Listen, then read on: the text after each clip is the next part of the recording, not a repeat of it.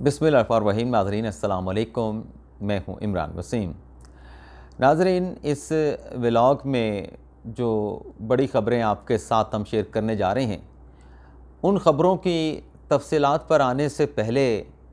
जो एक बड़ा ख़तरा साबिक़ वज़ीर आज़म इमरान ख़ान के सर पर मंडला रहा था और उस ख़तरे के ख़िलाफ़ आज इस्लामाबाद हाई कोर्ट से जो साबिक़ वज़ीर आज़म इमरान ख़ान को जो बड़ा रिलीफ मिला है। ख़तरा नाज़रीन ये था कि जिस तरीके से साइफ़र केस का ट्रायल चल रहा था, तो नज़र आ रहा था कि 8 फरवरी की पोलिंग की डेट से पहले पहले इमरान ख़ान साहब और शाह महमूद कुरैशी साहब जो हैं वो साइफ़र केस में कन्विक्ट हो जाएंगे। तो आज ये जो साइफ़र केस का ट्रायल है, इस्लामाबाद हाई कोर्ट ने स्टे कर दिया है। इस ट्रायल के ख़िलाफ़ हुक्म इम्तना जारी कर दिया है। तो आज हाई कोर्ट में होने वाली इमरान ख़ान की दरख्वास्त पर जो समाअत का हुक्मनामा है वो जस्टिस मियां गुल हसन औरंगज़ेब साहब ने जारी कर दिया है। अब ये 9 सफ़ात का हुक्मनामा है। मैं इस हुक्मनामे का जो क्रक्स है, जो खुलासा है, वो आपके साथ शेयर करना चाहूँगा और उससे ये वजह आप नाज़रीन के सामने आएगी कि क्या वजह है कि अदालत को इस ट्रायल को स्टे करना पड़ा। हुक्मनामे में नाज़रीन जज साहब ने लिखा है कि जो अटॉर्नी जनरल साहब ने मौक़िफ़ अदालत में पेश किया,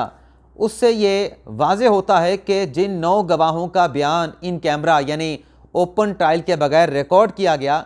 ट्रायल कोर्ट के पास यानी खसूसी अदालत के पास ऐसी कोई एक वजह भी नहीं थी बग़ैर वजह के इन 9 गवाहों का जो बयान है वो इन कैमरा रिकॉर्ड किया गया। आगे अदालत कहती है कि चूँकि बग़ैर किसी रीज़न के 9 गवाहों का बयान इन कैमरा रिकॉर्ड हुआ है, तो ये अदालत के सामने बड़ा कानूनी सवाल है कि क्या ये जो 9 गवाहों का बयान रिकॉर्ड किया गया है, इसका इम्पैक्ट ट्रायल पे क्या पड़ेगा। तो ये एक लीगल क्वेश्चन है, ये भी अदालत के सामने है। और आगे चल के कहा गया कि जो 14 दिसंबर का अदालत का जो ऑर्डर था जिसमें इन कैमरा प्रोसीडिंग करने का फैसला किया गया, उसके बाद जज साहब ने कोई यानी 14 दिसंबर के बाद से लेके 21 दिसंबर तक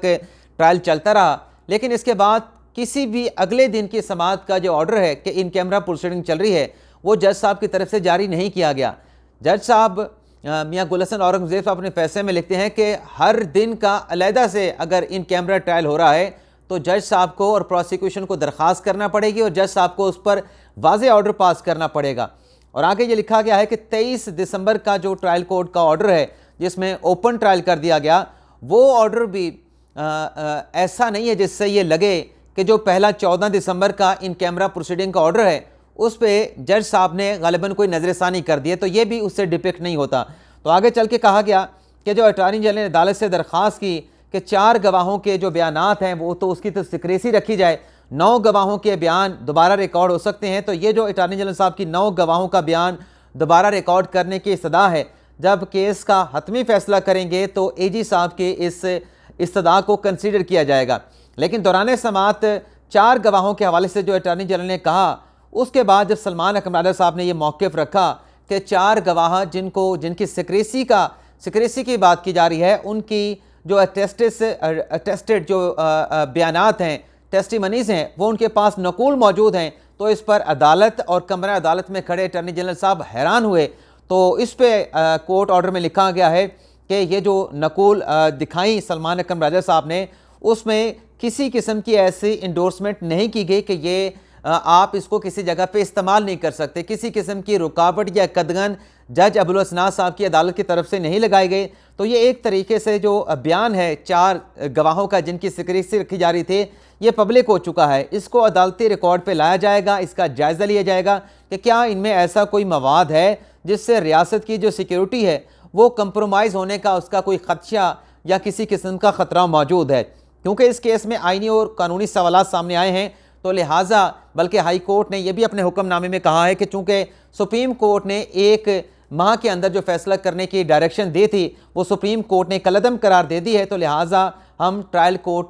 की जो प्रोसीडिंग है उसको स्टे कर रहे हैं और 11 जनवरी की अगली तारीख जज साहब ने दी है। तो ये नाज़रीन हुक्मनामा है। इसके अलावा नाज़रीन असद कैसर साहब जिन्होंने सवाबी से अपने नॉमिनेशन पेपर जमा करवाए थे, पाकिस्तान तहरीक इंसाफ सवाबी के साबिक सेक्रेटरी जनरल यूसुफ अली ने असद कैसर के नॉमिनेशन पेपर पे एतराज़ उठा दिया है, उनको चैलेंज कर दिया है और यूसुफ अली ने कहा है कि 62-63 पे असद के असर पूरा नहीं उतरते, उनके ऊपर करोड़ों रुपए की गबन के इल्ज़ाम है, तो लिहाजा उनके नॉमिनेशन पेपर रिजेक्ट किए जाएँ। इसके अलावा नाज़रीन, फ़ौजी अदालतों के हवाले से जो पटिशनर नंबर 1 है सुप्रीम कोर्ट में सीरियल के मुताबिक जस्टिस जवाद ख्वाजा साहब साबिक चीफ जस्टिस हैं, उनकी तरफ से एक ख़त लिखा गया है प्रैक्टिस एंड प्रोसीजर कमेटी को, और बज़ाहिर ऐसा लगता है कि कमेटी को जो अब की मरतबा जवाद ख्वाजा साहब ने ख़त लिखा है, जिसमें काजी फैसल साहब हैं, सरदार तारिक मसूद साहब हैं और जस्टिस इजाज़ुल हसन साहब हैं, आखिरी जो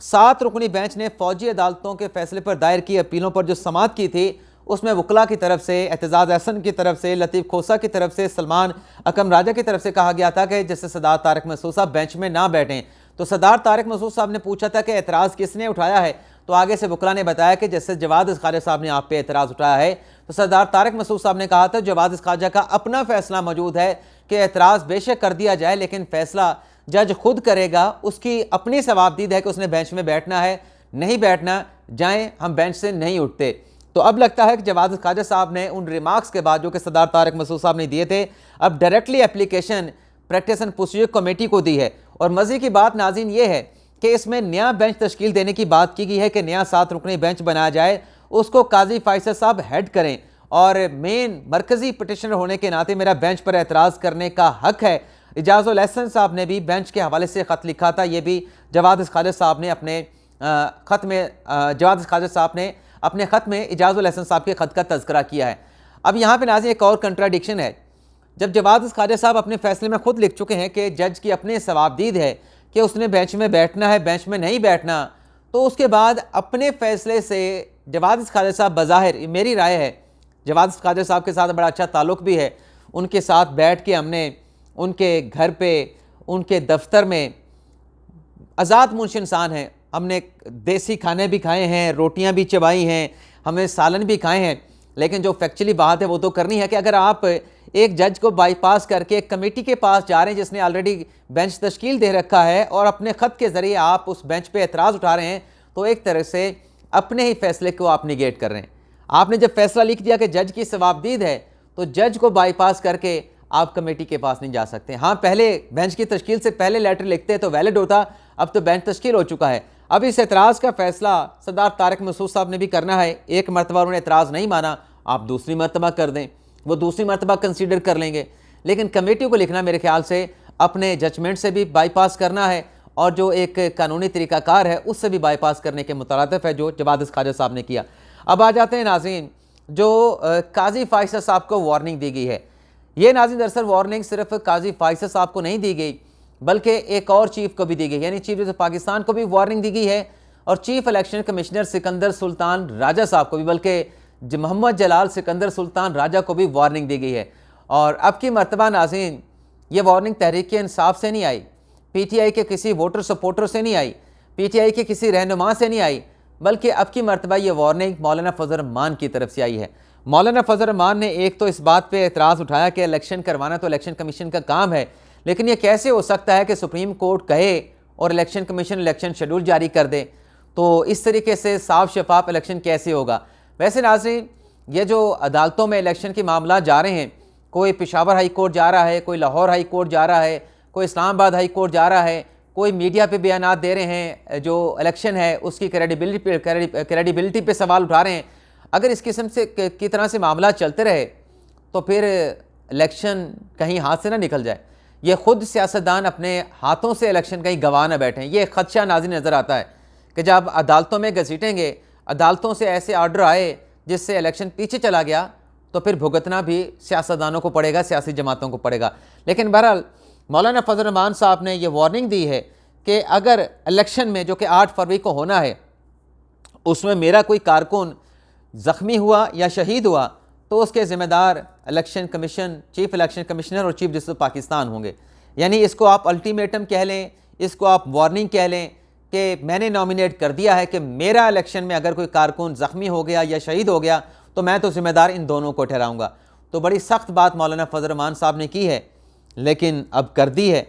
तो ज़ाहिर सी बात है कि सिक्योरिटी की ज़िम्मेदारी तो जो सिक्योरिटी पे मामूर जो कानून नाफिज करने वाले इदारे होंगे। लेकिन मौलाना फजल रहमान साहब को ग़ालिबन इस बात का रंज है कि इलेक्शन 8 फरवरी को क्यों हो रहे हैं, ये जो शुमाली इलाका जात हैं वहाँ पे सर्दी बर्फ़बारी, तो मोस्टली जो लोग हैं अपना राइट ऑफ वोट जो है उसको एक्सरसाइज नहीं कर पाएंगे, जो टर्न आउट होगा वो कम होगा। तो इस वजह से मौलाना फजल रहमान साहब का अपना एक नुक्ता नज़र था कि आगे ले जाए जाएँ, लेकिन वो आगे नहीं गए और 8 फरवरी की डेट आ गई। तो गालिबन उस रंज में मौलाना फजल रहमान साहब ने ये सख्त बात की है। इसके अलावा नाज़रीन एक मुख्तसर सी खबर और आपके साथ हम शेयर कर लें कि खतीजा शाह जिन्हें कोयटा भेजा गया था 9 मई के केस के हवाले से, कोयटा की अदालत ने PTI की सपोर्टर खतीजा शाह को रिहा कर दिया है। तो एक ये डेवलपमेंट हुई है। अब आ जाते हैं नाज़रीन, जो तहरीक इंसाफ को अल्टीमेटम दिया गया है। अब ये अल्टीमेटम मैंने पहले उस पर भी कहा या वार्निंग का भी कहा, तो यहाँ पे आप नाज़रीन खुद फैसला करें कि ये अल्टीमेटम है या तहरीक इंसाफ को वार्निंग दी गई, बल्कि मैं कहूँगा कि डेडलाइन दी गई है कि आपके पास चंद रोज़ हैं, इसमें सोच विचार करके फैसला कर लें। अब क्या खबर है नाज़रीन तहरीक इंसाफ को डेडलाइन देने की? अंसार अब्बासी साहब ने एक आर्टिकल लिखा है। इस आर्टिकल का नाज़रीन खुलासा ये है, मैं खुलासा आपके सामने रखूँगा, जिसमें अंसार अब्बासी साहब कहते हैं कि मान लिया जो पाकिस्तान तहरीक इंसाफ को मान है कि 8 फरवरी को वो इलेक्शन के प्रोसेस में सरप्राइज़ देंगे, यानी पाकिस्तान तहरीक इंसाफ स्वीप कर जाएगी, पाकिस्तान तहरीक इंसाफ जीत जाएगी। लेकिन अंसार अब्बासी साहब ये कहते हैं कि मेरा तर्जिया ये है कि जिस किस्म की लड़ाई PTI ने साबिक चेयरमैन तहरीक इंसाफ ने मोल ली है, उसमें यह मुश्किल नज़र आता है कि 8 फरवरी को पाकिस्तान तहरीक इंसाफ किसी किस्म का सरप्राइज़ दे सके। आगे वो लिखते हैं, लेकिन अगर PTI को इतना यकीन है कि वो 8 फरवरी को सरप्राइज़ दे सकते हैं, तो फिर कबूलियत के लिए कि आपको वो कबूल कर लें,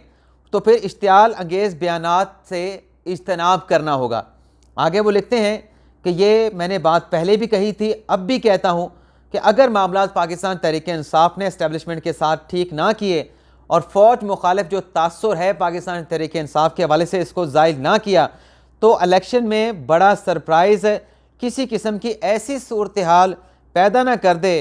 कि सब सोचते रह जाएं कि ये सब कुछ क्या हो गया। तो ये अंसार अब्बासी साहब ने एक PTI को कहा कि अगर आपको मान है कि आपके पास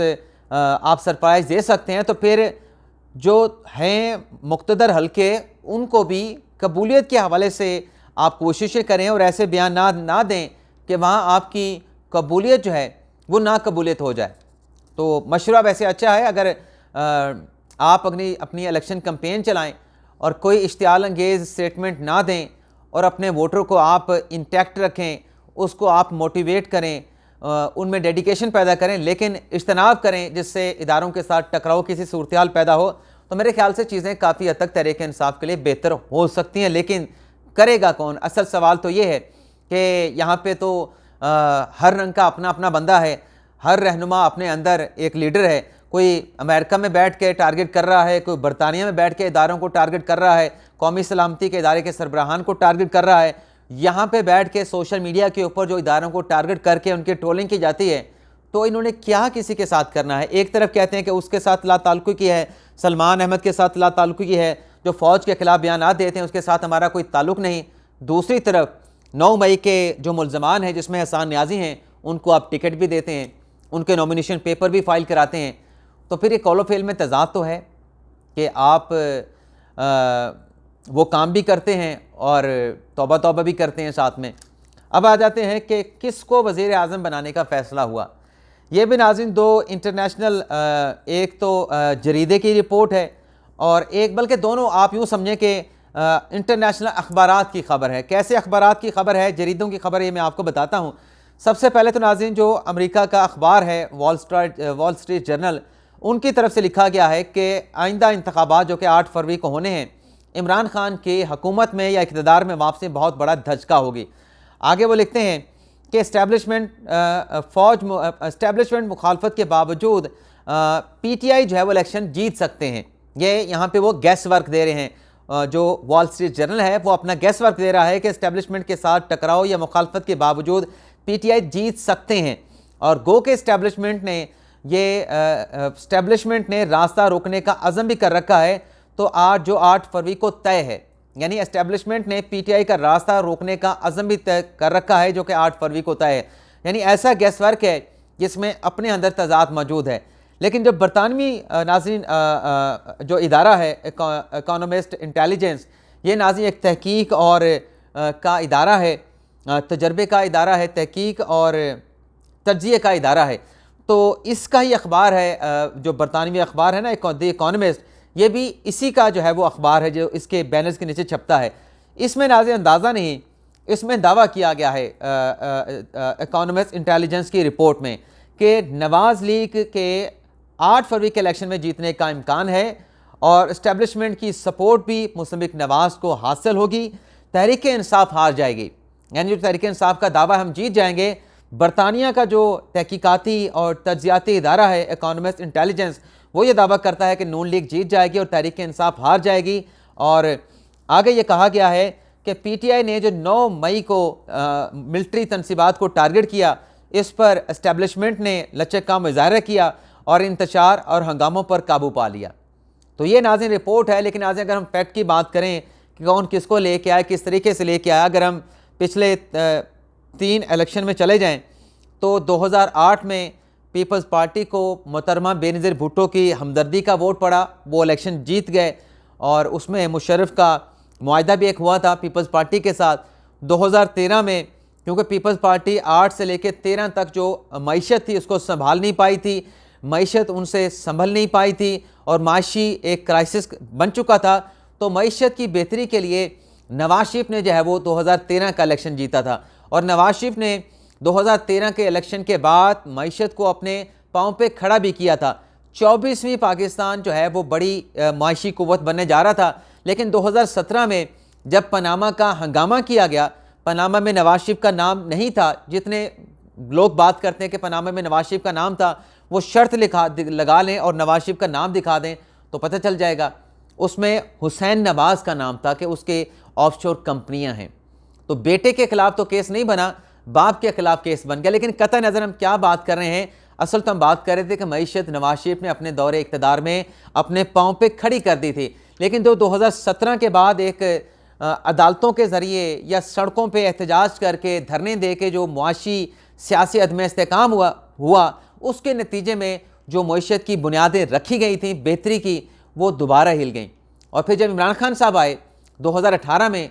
तो वो मईशत को बेहतर करने से हट के वो किसी के रंज में, किसी के गम में या किसी से इंतकाम के नतीजे में लाए गए थे और जो टारगेट था वो नवाज शरीफ को निकालना था और इमरान खान को लाना था। लेकिन 2024 में नाज़रीन अब हम देखें तो इस वक्त भी पाकिस्तान को माशी क्राइसिस का सामना है। तो माशी क्राइसिस के नतीजे में जो हुकूमत बज़ाहिर बनती हुई नज़र आ रही है वो नवाज शरीफ की आ रही है, क्योंकि मईशत को जो संभाला आके नवाज लीग दे सकती है या नवाज शरीफ दे सकते हैं, क्योंकि जो सरमायाकार हैं, जो सनतकार हैं और जो बाकी बड़े बड़े लोग हैं जो इन्वेस्टमेंट लेके आते हैं,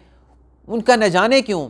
नवाज शरीफ पे बहुत एतमाद होता है, अपने आप मईशत की चीज़ें चलना शुरू हो जाते हैं। ये एक पता नहीं क्या चीज़ है, उनके पास कोई गिदड़ सिंगी है नवाज शरीफ के पास क्या है, लेकिन मामलात माशी चलना शुरू हो जाते हैं। तो ये भी एक फैक्चुअल चीज़ आपके साथ शेयर करना चाह रहा था। अब नाज़रीन कोर कमांडर इजलास की बात भी कर लेते हैं, जिसमें एक बड़ा फैसला हुआ है और उस फैसले के नतीजे में नाज़रीन जो इस किस्म की अफवाहें जो चहमगोइयाँ हो रही हैं कि इलेक्शन गालिबन 8 फरवरी को भी ना हो, तो उन चहमगोइयों को किल हो जाती हैं आज के कोर कमांडर के इजलास में किए गए फैसले से। फैसला नाज़रीन ये हुआ है